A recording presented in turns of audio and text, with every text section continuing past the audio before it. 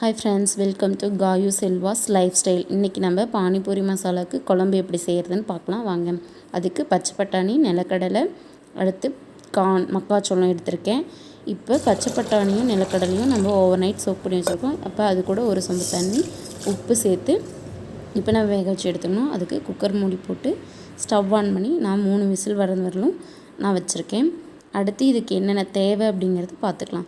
இப்போ ஒரு பெரிய வெங்காயம் நான் எடுத்து வச்சுருக்கேன், மீடியம் சைஸ் பெரிய வெங்காயம், ஒரு பச்சை மிளகாய், 2 பல் பூண்டு கட் பண்ணி வச்சுருக்கேன், 2 துண்டு இஞ்சி இப்போ எடுத்து நான் கட் பண்ணி வச்சுருக்கேன். அடுத்து ஒரு மீடியம் சைஸ் தக்காளி, கருவேப்பிலை. இதுக்கு அடுத்து என்னென்னா ஒரு பிடி புதினாவும் மல்லித்தலையும் எடுத்து வச்சுருக்கேன். இப்போ அதுக்குள்ளே விசில் வந்துருச்சு. இப்போ 3 விசில் விட்டு நம்ம எடுத்துக்கலாம்.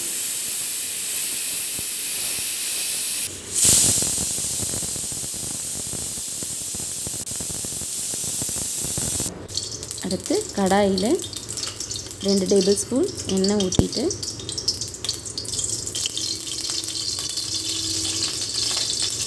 இது கூட நம்ம எடுத்து வச்சுருக்க வெங்காயம், பச்சை மிளகாய், இஞ்சி, பூண்டு இதெல்லாம் சேர்த்து நல்லா வதக்கலாம்.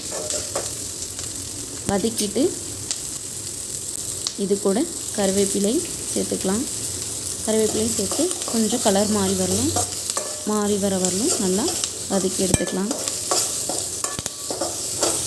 நல்லா வதக்கி எடுத்துக்கோங்க, அப்போ தான் அதனோட டேஸ்ட் வந்து கொஞ்சம் நல்லாயிருக்கும்.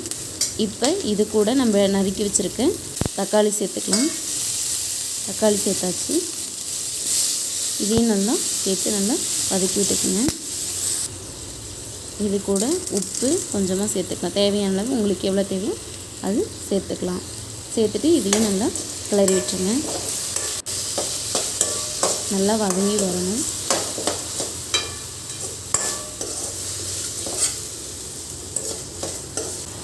நல்லா வதங்கிச்சு. இது கூட வரமிளகாய் தூள், தனியாத்தூள், கரம் மசாலா, மஞ்சத்தூள், குழம்பு மிளகாய் தூள் சேர்த்து நல்லா வதக்கி விட்டுங்க. அடுத்து இது கூட எடுத்து வச்சுருக்க மல்லி தழை வந்து நம்ம சேர்த்துக்கலாம். சேர்த்து நல்லா வதக்கிங்க. இது கூட பொட்டுக்கடலை சிறிதளவு சேர்த்துக்கலாம். கொஞ்சமாக சேர்த்துக்கிட்டால் போதும். இது வந்து கொஞ்சம் கெட்டியாகிறதுக்காக நம்ம பொட்டுக்கடலை சேர்த்துருக்கோம். இது நல்லா ஆறட்டும். அடுத்து விசில் வந்திருக்கு, அதை வந்து நம்ம ஓப்பன் பண்ணி பார்த்துக்கலாம் எப்படி வெந்திருக்கு அப்படின்னு பார்த்துக்கலாம். நல்லா வெந்திருக்கு. இப்போ நம்ம தண்ணி வடிச்சிட்டு நம்ம எடுத்து வச்சுக்கலாம்.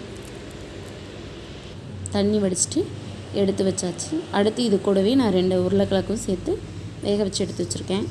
இப்போ இதை தோல் உளித்து நாம் நல்லா மசிச்சு வச்சுக்கலாம். மசிச்சு வச்சாச்சு. அடுத்து வந்து இப்போ நம்ம அந்த வெங்காயம் இதெல்லாம் வதக்கி வச்சுருக்கோம் இல்லையா, இது வந்து நல்லா ஆறிடுச்சு. இப்போ இதை வந்து ஒரு மிக்ஸி ஜாரில் மாற்றிக்கலாம். மாற்றியாச்சு. இதை நல்லா ஃபைன் பேஸ்ட்டாக அரைச்சி எடுத்துக்கலாம். அரைச்சி எடுத்தாச்சு. இப்போ அடுத்து ஸ்டவ் ஆன் பண்ணி குக்கரை வச்சுட்டு அதில் 2 டேபிள் ஸ்பூன் எண்ணெய் ஊற்றிக்கலாம். ஊற்றிட்டு சோம்பு 1 கிராம் சேர்த்துக்கலாம். சேர்த்தாச்சு. கூடவே கொஞ்சம் பெருங்காயமும் சேர்த்துக்கலாம். சேர்த்து நல்லா கிளறி விட்டுட்டு இப்போ நம்ம அரைச்சி வச்சுருக்க எடுத்து இதில் ஊற்றிக்கலாம். ஊற்றி நல்லா கிளறி விட்டுக்கணும். நல்லா கலந்து விட்டாச்சு. இப்போ இது கூடவே கொஞ்சம் தண்ணி சேர்த்துக்கலாம். உங்களுக்கு எவ்வளோ தண்ணி தேவையோ அதை சேர்த்து ஊற்றிக்குங்க. ஊற்றிட்டு நல்லா கலந்து விட்டுக்குங்க.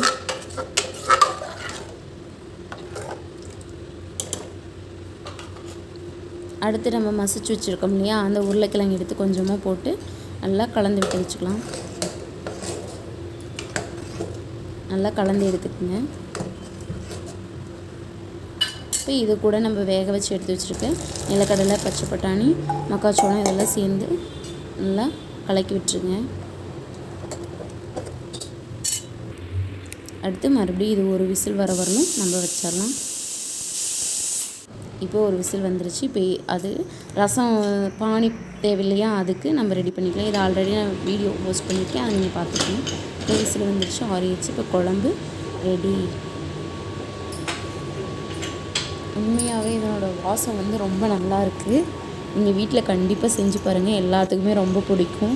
ஏன்னா அவ்வளோ அருமையாக வந்திருக்கு. இப்போ நம்ம பானி பூரி வேணும் இல்லையா, அப்போ பூரிக்கு கடாயை வச்சுட்டு அதில் எண்ணெய் ஊற்றிக்கலாம். அடுத்து எண்ணெய் நல்லா காஞ்சதுக்கப்புறம் நம்ம பூரி போட்டு செக் பண்ணிக்கலாம் எண்ணெய் காஞ்சிருச்சு அப்படின்ட்டு. எண்ணெய் காஞ்சிருச்சு.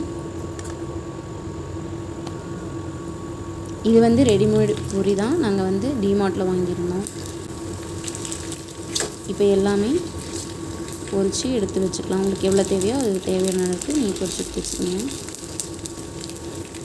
இப்போ எல்லாம் ரெடி எடுத்து வச்சாச்சு. இப்போ அடுத்து நம்ம எல்லாம் ரெடி பண்ணி வச்சுருக்கேன் எல்லாத்துக்கும் சேர்த்து கொடுங்க. அனைவரும் சாப்பிட்டு மகிழுங்கள்.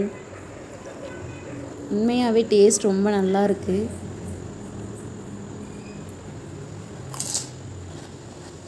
நீங்களும் வீட்டில் செஞ்சு பாருங்கள். இந்த வீடியோ உங்களுக்கு பிடிச்சிருந்துச்சுன்னா மறக்காமல் லைக் பண்ணுங்கள், ஷேர் பண்ணுங்கள், சப்ஸ்கிரைப் பண்ணுங்கள். Thank you to all.